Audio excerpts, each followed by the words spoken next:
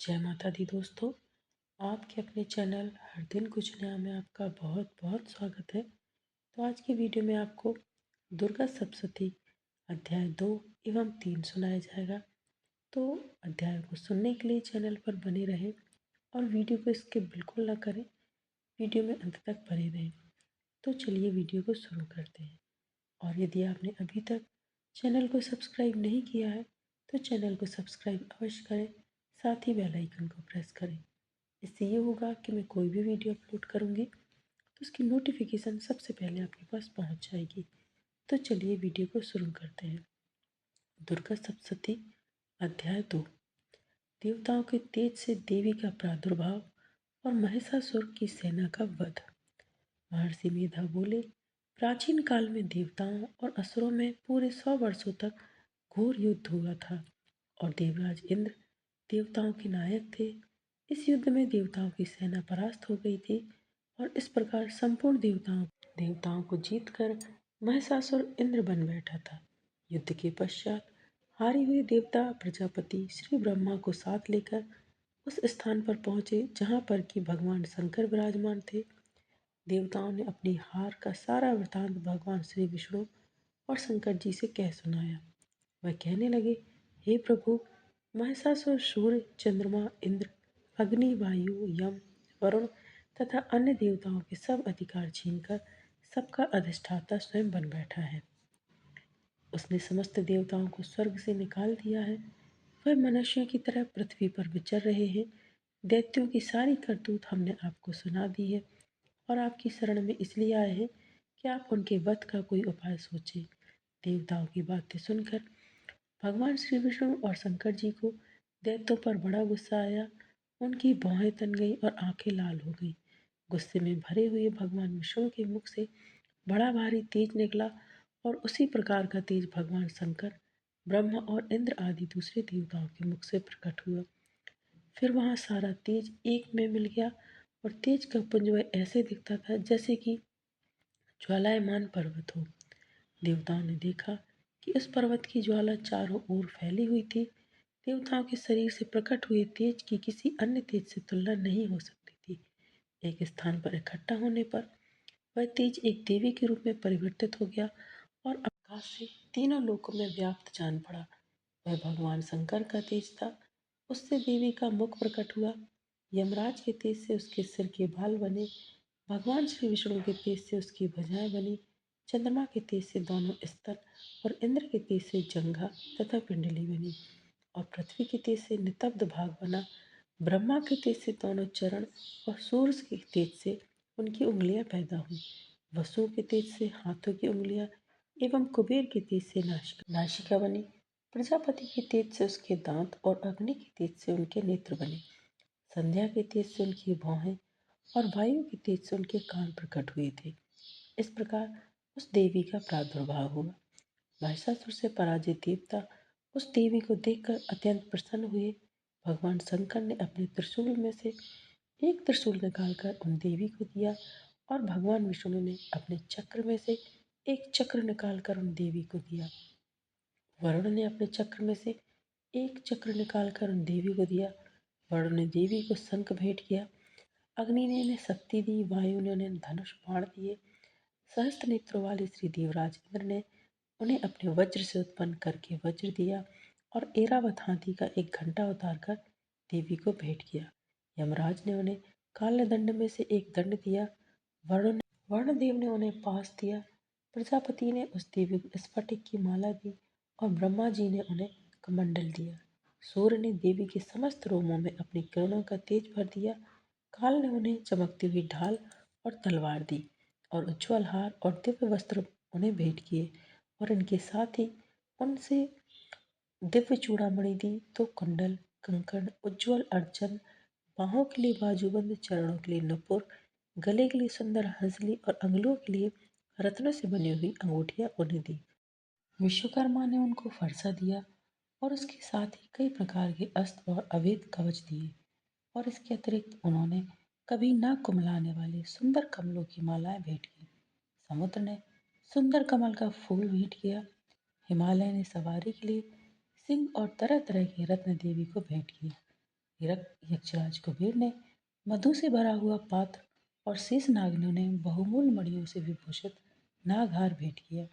इसी तरह दूसरे देवताओं ने भी उन्हें आभूषण और अस्त्र देकर उनका सम्मान किया। इसके पश्चात देवी ने उच्च स्वर्ग से गर्जना की। उनके इस भयंकर नाद से आकाश गूंज उठा। देवी का वह उच्च स्वर से किया हुआ सिंहनाद समा न सका। आकाश उनके सामने छोटा प्रतीत होने लगा। उससे बड़े जोर की प्रतिध्वनि हुई, जिससे समस्त विश्व में हलचल मच गई और समुद्र कांप उठे, पृथ्वी डोलने लगी और सब के सब पर्वत हिलने लगे। देवताओं ने उस समय प्रसन्न होकर सिंहवाहिनी जगतमयी देवी से कहा, देवी आपकी जय हो। इसके साथ महर्षियों ने भक्ति भाव से विनम्र होकर उनकी स्तुति की। संपूर्ण त्रिलोकी को शोकमग्न देखकर दैत्यगण अपनी सेनाओं को साथ लेकर और हथियार आदि सजाकर उठ खड़े हुए। महिषासुर के क्रोध की कोई सीमा नहीं थी। उसने क्रोध में भरकर कहा, यह सब क्या उत्पात है। फिर वह अपनी सेना के साथ उस ओर दौड़ा जिस ओर से भयंकर नाद का शब्द सुनाई दिया था, और आगे पहुंचकर उसने देवी को देखा, जो कि अपनी प्रभा से तीनों लोगों को प्रकाशित कर रही थी। उनके चरणों के भार से पृथ्वी दबी जा रही थी। माथे के मुकुट से आकाश में एक रेखा सी बन रही थी और उनके धनुष की टंकोर से सब लोग क्षुब्ध हो रहे थे। देवी अपने सहस्त्र भुजाओं को संपूर्ण दिशाओं में फैलाए खड़ी थी। इसके पश्चात उनका दैत्यों के साथ युद्ध छिड़ गया और कई प्रकार के अस्त्र शस्त्रों से सबकी दिशाएं उद्भासित होने लगीं। महिषासुर की सेना का सेनापति चिचोर नामक एक महान असुर था। वह आगे बढ़कर देवी के साथ युद्ध करने लगा और दूसरे दैत्यों की चतुरांगणी सेना साथ लेकर चामर भी लड़ने लगा और 60,000 महारथियों को साथ लेकर उदग्र नामक महादैत्य आकर युद्ध करने लगा और महाहनु नामक असुर 1 करोड़ रथियों को लेकर असीलोमा नामक असुर 5 करोड़ सैनिकों को लेकर युद्ध करने लगा। वास्कल नामक असुर 60 लाख असुरों के साथ युद्ध में आ डटा। विडाल नामक असुर 1 करोड़ रथियों सहित लड़ने को तैयार था। इन सबके अतिरिक्त और भी हजारों असुर हाथी और घोड़े साथ लेकर लड़ने लगे और इनके सबके पश्चात महिषासुर करोड़ों रथों, हाथियों और घोड़ों सहित वहां आकर देवी के साथ लड़ने लगा। सभी असुर तोमर, भिंदीपाल, शक्ति, मुसल, खंगड़ों, फरसों, पट्टियों के साथ रणभूमि में देवी के साथ युद्ध करने लगे। कई शक्तियां फेंकने लगे और कोई अन्य शस्त्र आदि। इसके पश्चात सब के सब दैत्य अपनी अपनी तलवारें हाथों में लेकर देवी की ओर दौड़े और उसे मार डालने का उद्योग करने लगे। मगर देवी ने क्रोध में भरकर खेल ही खेल में उन सब अस्त्र शस्त्रों को काट दिया। इसके पश्चात ऋषियों और देवताओं ने देवी की स्तुति आरंभ कर दी और वह प्रसन्न होकर असुरों के शरीर पर अस्त्र शस्त्रों की वर्षा करती रही। देवी का वाहन भी क्रोध में भरकर दैत्य सेना में इस प्रकार विचरने लगा, जैसे कि वन में दावानल फैल रहा हो। युद्ध करती हुई देवी ने क्रोध में भरकर जितने श्वासों को छोड़ा, सैकड़ों तुरंत ही गणों के रूप में परिवर्तित हो गए। फरसे, भिंदीपाल, खड़ग तथा पट्टिश इत्यादि अस्त्रों के साथ दैत्यों से युद्ध करने लगे। देवी की शक्ति से बड़े हुए वह गण दैत्यों का नाश करते हुए ढोल, शंख व मृदंग आदि बजा रहे थे। तदंतर देवी ने त्रिशूल, गदा, शक्ति, खड़ग इत्यादि से सहस्त्रों असुरों को मार डाला। कितनों को घंटे की भयंकर आवाज से ही यमलोक पहुंचा दिया। कितने ही असुरों को उसने पास में बांधकर पृथ्वी पर घसीटा। कितनों को अपनी तलवार से टुकड़े टुकड़े कर दिए और कितनों को गदा की चोट से धरती पर सुला दिया। कई दैत्य मूसल की मार से घायल होकर रक्त वमन करने लगे और कई सूल से छाती फट जाने के कारण पृथ्वी पर लेट गए और कितनों की बाण से कमर टूट गई। देवताओं को पीड़ा देने वाले दैत्य कट कट कर मरने लगे। कितनों की बाहें अलग हो गईं, कितनों की ग्रीवाएं कट गईं, कितनों के सिर कट गए, दूर भूमि पर लुढ़क गए, कितनों के शरीर बीच से कट गए और कितनों की जंघाएं कट गईं और वह पृथ्वी पर गिर पड़े। कितने ही सिरों व पैरों के कटने पर भूमि पर से उठ खड़े हुए और अस्त्र शस्त्र हाथ में लेकर देवी से लड़ने लगे। कई दैत्यगण भूमि में बाजों की ध्वनि के साथ नाच रहे थे। कई असुर जिनके सिर कट चुके थे, बिना सिर के धड़ से ही हाथ में अस्त्र लिए लड़ रहे थे। दैत्य रह रहकर ठहरो ठहरो कहते हुए देवी को युद्ध के लिए ललकार रहे थे। जहाँ पर यह घोर संग्राम हुआ था, वहाँ की भूमि रथ, हाथी, घोड़े और असुरों की लाशों से भर गई थी और असुर सेना के बीच में रक्तचाप होने के कारण रुधिर की नदियां बह रही थीं। और इस तरह देवी ने असुरों की विशाल सेना को क्षण भर में इस तरह नष्ट कर डाला जैसे तृणकाष्ठ के बने हुए समूह को अग्नि नष्ट कर डालती है। और देवी का सिंह भी गर्दन के बालों को हिलाता हुआ और बड़ा शब्द करता हुआ असुरों के शरीर से मानो उनके प्राणों को ढूंढ रहा था। वहाँ देवी के गणों ने जब दैत्यों के साथ युद्ध किया तो देवताओं ने प्रसन्न होकर आकाश से उन पर पुष्प की वर्षा की। तो यहाँ पर दुर्गा सप्तशती अध्याय 2 संपन्न होता है और अब हम सुनेंगे दुर्गा सप्तशती अध्याय 3 को। तो अध्याय 3 को सुनने के लिए भी आप सभी लोग मेरे साथ बने रहें। चलिए अध्याय 3 शुरू करते हैं। सेनापतियों सहित महिषासुर का वध। महर्षि मेध ने कहा, महिषासुर की सेना नष्ट होती देख उस सेना का सेनापति चिचुर क्रोध में भर देवी के साथ युद्ध करने के लिए आगे बढ़ा। वह देवी पर इस प्रकार बाणों की वर्षा करने लगा मानो सुमेरु पर्वत की पानी की धार बरसा रहा हो। इस प्रकार देवी ने अपने बाणों से उसके बाणों को काट डाला और उसके घोड़ों व सारथी को मार दिया। साथ ही उसके धनुष और उसकी अत्यंत ऊंची ध्वजा को भी काटकर नीचे गिरा दिया। उसका धनुष कट जाने के पश्चात उसके शरीर के अंगों को भी अपने बाणों से बींध दिया। धनुष, घोड़ों और सारथी के नष्ट हो जाने पर वह असुर ढाल और तलवार लेकर देवी की तरफ आए। उसने अपनी तीक्ष्ण धार वाली तलवार से देवी के सिंह के मस्तक पर प्रहार किया और बड़े वेग से देवी की बाएं भुजा पर वार किया, किंतु देवी की बाएं भुजा को छूते ही उस दैत्य की तलवार टूटकर 2 टुकड़ों में बिखर गई। इससे दैत्य ने क्रोध में भरकर शूल हाथ में लिया और उसे भद्रकाली देवी की ओर फेंका। देवी की ओर आता हुआ वह शूल आकाश से गिरते हुए सूर्य के समान प्रज्वलित हो उठा। उस शूल को अपनी ओर आते हुए देखकर देवी ने भी शूल छोड़ा और महाअसुर के शूल के 100 टुकड़े कर दिए और साथ ही महाअसुर के प्राण भी हर लिए।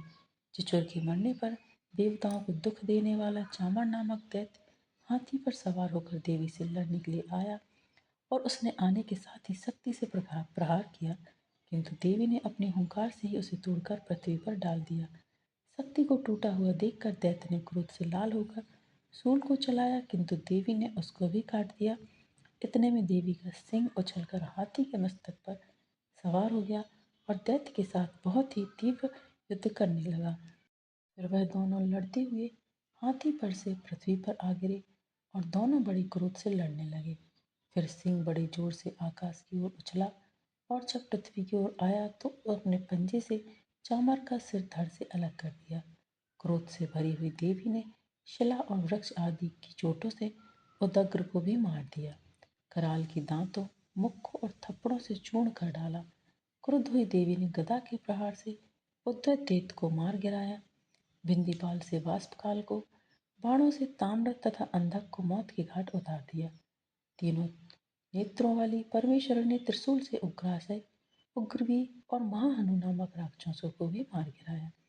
उसने अपनी तलवार से विडाल नामक दैत्य का सिर काट डाला तथा अपने बाणों से दुर्धर और दुर्मुख राक्षसों को यमलोक पहुंचा दिया। इस प्रकार जब महिषासुर ने देखा कि देवी ने मेरी सेना को नष्ट कर दिया है, तो वह भैंसे का रूप धारण कर देवी के गढ़ों को दुख देने लगा। उन गढ़ों में कितनों को उसने मुख्य प्रहार से, कितनों को पैरों से, कितनों को पूंछ से और कितनों को सींग से मारकर दौड़ने के वेग से, अनेकों को सिंहनाद से, कितनों को चक्कर देकर और कितनों को श्वास वायुओं के झोंकों से पृथ्वी पर गिरा दिया। वह दैत्य इस प्रकार गढ़ों की सेना को गिरा देवी के सिंह को मारने के लिए दौड़ा। इस पर देवी को बड़ा गुस्सा आया। उधर दैत्य भी क्रोध से भरकर धरती को खुरों से खोदने लगा तथा सींगों से पर्वतों को उखाड़ उखाड़ कर धरती पर फेंकने लगा और मुख से शब्द करने लगा। महिषासुर के वेग से चक्कर देने के कारण पृथ्वी क्षुब्ध होकर फटने लगी। उसकी पूंछ से टकराकर समुद्र चारों ओर फैलने लगा। हिलते हुए सींगों के आघात से मेघ खंड खंड हो गए और श्वास से आकाश में उड़ते हुए पर्वत फटने लगे। इस तरह क्रोध में भरे हुए राक्षस को देख चंडिका को भी क्रोध आ गया और वह उसे मारने के लिए क्रोध में भर गई। देवी ने पास फेंक कर दैत्य को बांध लिया और उसने बंध जाने पर दैत्य का रूप त्याग दिया और सिंह का रूप बना लिया। और जो ही देवी उसका सिर काटने के लिए तैयार हुई, उसने पुरुष का रूप बना लिया जो कि हाथ में तलवार लिए हुए था। देवी ने तुरंत ही अपने बाणों से उस पुरुष को उसकी तलवार ढाल सहित बींध डाला। इसके पश्चात वह हाथी के रूप में दिखाई देने लगा और अपनी लंबी सूंड से देवी के सिंह को खींचने लगा और गरजने लगा। देवी ने अपनी तलवार से उसकी सूंड काट डाली। तब राक्षस ने एक बार फिर भैंसी का रूप धारण कर लिया और पहले की तरह चर अचर जीवों सहित समस्त लोकी को व्याकुल करने लगा। इसके पश्चात क्रोध में भरी हुई देवी बारंबार उत्तम मधु का पान करने लगी और लाल लाल नेत्र करके हंसने लगी। उधर बलवीर तथा मत से क्रुद्ध हुआ दैत्य भी गरजने लगा। अपने सींगों से देवी पर पर्वतों को फेंकने लगा। देवी अपने बाणों को उसके फेंके हुए पर्वतों को चूर्ण करती हुई बोली, ओ मूढ़, जब तक मैं मधुपान कर रही हूँ तब तू गरज ले, और इसके पश्चात मेरे हाथों तेरी मृत्यु हो जाने पर देवता गरजेंगे। महर्षि मेधा ने कहा। यूं कहकर देवी उछलकर उस दैत्य पर जा चढ़ी और उसको अपने पैरों से दबाकर सूल से उसके गले पर आघात किया। देवी के पैर से दबने से दैत्य अपने दूसरे रूप में अपने मुख से बाहर होने लगा। अभी वह आधा ही बाहर निकला था कि देवी ने अपने प्रभाव से उसे रोक दिया। जब वह आधा निकला हुआ ही दैत्य युद्ध करने लगा तो देवी ने अपनी तलवार से उसका सिर काट दिया। इसके पश्चात सारी राक्षस सेना में मच गया और वह वहां से भाग खड़ी हुई। और सब देवता अत्यंत प्रसन्न हुए तथा ऋषियों महर्षियों सहित देवी की स्तुति करने लगे। गंधर्वराज गान करने तथा अप्सराएं नृत्य करने लगी। तो यहाँ पर दुर्गा सप्तशती अध्याय 3 संपन्न होता है। अगला वीडियो दुर्गा सप्तशती अध्याय 4 का होगा। तो दुर्गा सप्तशती के संपूर्ण पाठों को सुनने के लिए आप चैनल पर बने रहें। मिलते हैं नेक्स्ट वीडियो में दोस्तों। यदि आपको आज का वीडियो पसंद आया है दोस्तों तो वीडियो को लाइक कीजिए, शेयर कीजिए अपने दोस्तों के साथ, अपने परिवारजनों के साथ, ताकि उन तक भी ये वीडियो पहुंचे और वो भी पाठों का श्रवण कर सके। तो आगामी व्रतों एवं त्योहारों की जानकारी के लिए चैनल पर बने रहें। मिलते हैं नेक्स्ट वीडियो में दोस्तों। जय माता दी। माता रानी की कृपा आप पर और आपके पूरे परिवार पर बनी रहे, ऐसी मैं कामना करती हूँ।